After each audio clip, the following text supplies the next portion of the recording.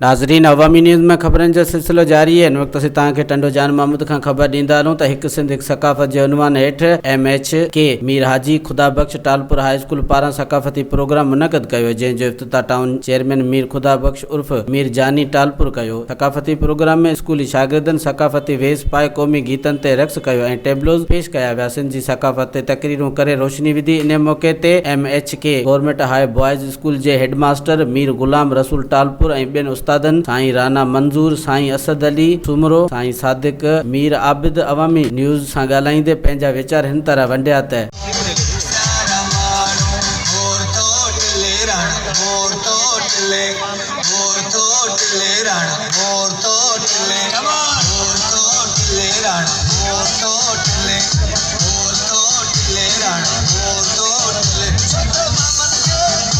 वधीक ख़बरनि ऐं तफ़सील जे लाइ विज़िट कयो असांजी वेबसाइट awamiNewsHD.com ऐं ॾिसंदा रहो अवामी न्यूज़ HD।